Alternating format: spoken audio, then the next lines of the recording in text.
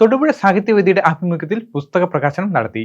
Vengallur Arya's hotel ഓഡിറ്റോറിയത്തിൽ നടന്ന ചടങ്ങിൽ എസ് ബി പണിക്കരുടെ ഇറ്റിവെള്ളം പറഞ്ഞ കഥ എന്ന കഥാസമാഹാരം തപസ്യ കലാസാഹിത്യവേദി ഇടുക്കി ജില്ലാ അധ്യക്ഷൻ വി.കെ. സുധാകരൻ പ്രകാശനം ചെയ്തു.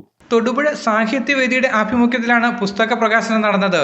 വെങ്ങല്ലൂർ ആര്യസ് ഹോട്ടൽ ഓഡിറ്റോറിയത്തിൽ നടന്ന ചടങ്ങിൽ എസ് ബി പണിക്കരുടെ ഇറ്റിവെള്ളം പറഞ്ഞ കഥ എന്ന കഥാസമാഹാരം തപസ്യ കലാസാഹിത്യവേദി ഇടുക്കി ജില്ലാ അധ്യക്ഷൻ വി.കെ. സുധാകരൻ പ്രകാശനം ചെയ്തു. രമ പി. നായർ പുസ്തകം ഏറ്റുവാങ്ങി.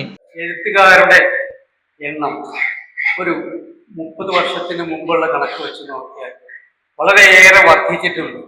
അതിന് പ്രധാന കാരണം ഒരുപക്ഷെ നവമാധ്യമങ്ങളിലൂടെ അവർക്ക് സംവദിക്കാനും അവരുടെ സൃഷ്ടികൾ അവതരിപ്പിക്കാനുമുള്ള ധാരാളം സാഹചര്യമുണ്ടായി. മാലതി നായർ രചിച്ച മലയാള ഗാന്ധി എന്ന കവിതാ സമാഹാരം പ്രൊഫസർ ശ്രീലകം വേണുഗോപാൽ പ്രകാശനം ചെയ്തു.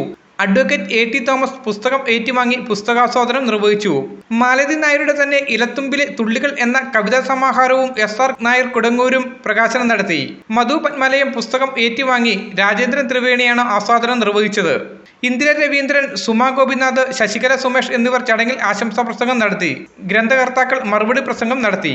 മധു പത്മാലയം അധ്യക്ഷത വഹിച്ച ചടങ്ങിൽ രമ പി. നായർ സ്വാഗതവും സാഹിത്യവേദി ട്രഷറർ എൻ. ബാലചന്ദ്രൻ കൃതജ്ഞതയും രേഖപ്പെടുത്തി. Media today news, Thodupuzha.